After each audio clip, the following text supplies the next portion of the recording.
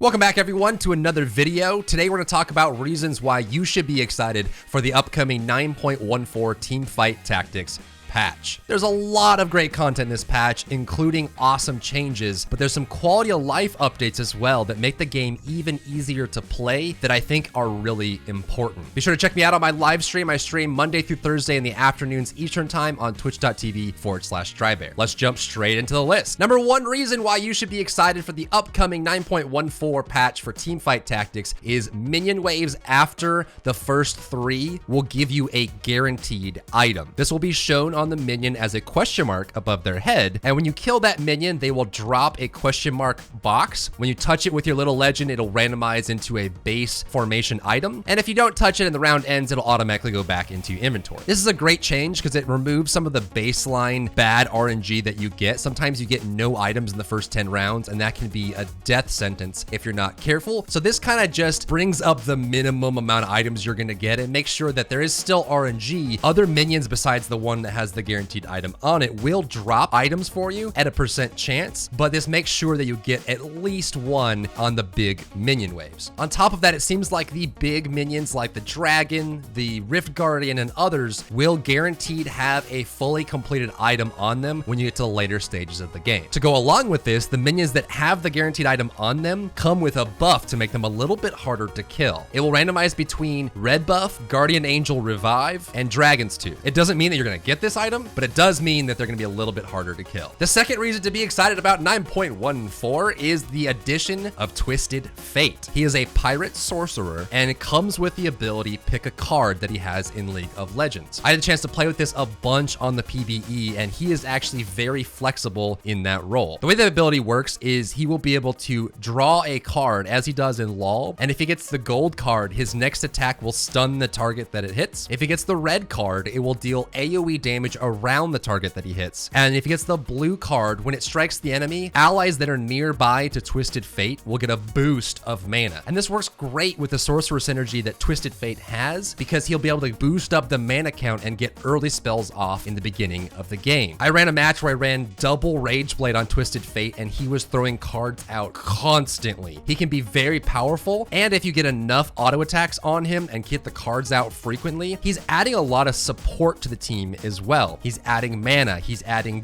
AoE damage, and he's CCing crucial targets if you position him properly. He's also another pirate, which means that you're that much more likely to be able to build 3 pirates in the beginning of the game if you want to try an econ a little bit. You don't have to have the guaranteed 3 that are in the game right now. Since Misfortune is the 4th pirate, but she's so far down the line being a 5 cost, this 2 cost pirate means that you can get that a little bit earlier. The number 3 reason, and one of my personal favorites, is they will be adding in ranked into Teamfight Tactics. This is an early version of the ranked system, and here's how it works. You'll do placement matches to place through the same tiers that you have in League of Legends, starting with Iron, and because there's RNG in the game, you can't always get first place if you're the best player. The way they have it set up is if you're in the top 4, you will gain LP, and if you're in the bottom 4, you will lose LP. So as long as you're finishing the top 4 most games, you'll rank up pretty consistently. But I like the fact that they added this ranked mode in because it's great for the genre, and it also gives a lot of reason to play and keep going in the game that you're loving because you have something to strive for. You're working towards being on top of the leaderboards. And who doesn't want to be on top of the leaderboards? The number 4 reason to be excited for 9.14 is an addition that I think gets swept under the rug, but is probably one of my favorites in this entire patch: improved item clarity. I haven't seen anyone talk about this, but if you drag an item over another item in your inventory bay, it will show you what the item would be. You don't have to put an item onto a champion anymore to see what the item combination would be. You can check it as much as you want in the corner of your map. And this change is so awesome because I think people that aren't playing this every single day, they don't have the time to memorize all the different grids. It's 8 by 8, right? So you have tons of different item combinations that you have to memorize and have in your head, but you don't need to anymore. You can hover over the items and check them out to see, well, which one do I want to use and what is best for me without having to have it locked into your memory.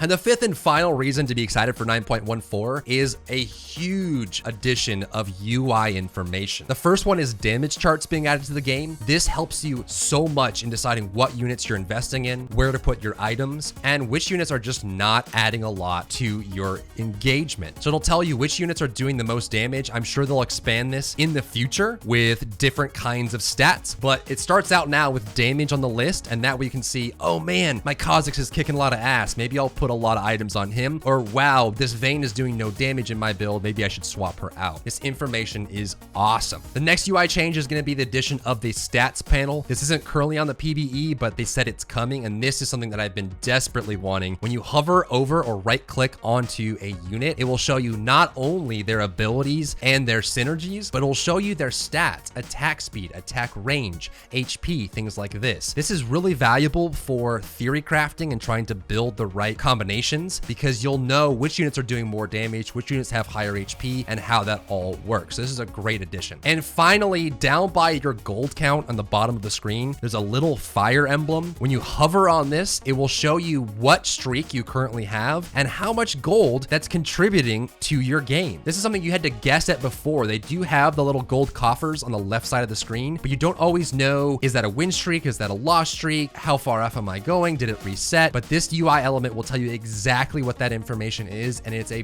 big addition. I love it. And that does it for this video, guys. Reasons why you should be excited for 9.14. I know I'm excited. There's some really great quality of life changes coming in this. There's new content, and it also shows that Riot Games is invested in this game. They want this mode to become its own full-fleshed game, and they're putting lots of support behind it, and that makes me so happy. If you like the video, make sure to like down below, comment, and chat with me. I'd love to talk to you guys. I try to reply to every comment that I see, and of course, hang out with me on my live stream if you have any questions. I'm happy to answer any question you have, or if you just want to come say hi and give me an air internet high five. I'll see you in the next one.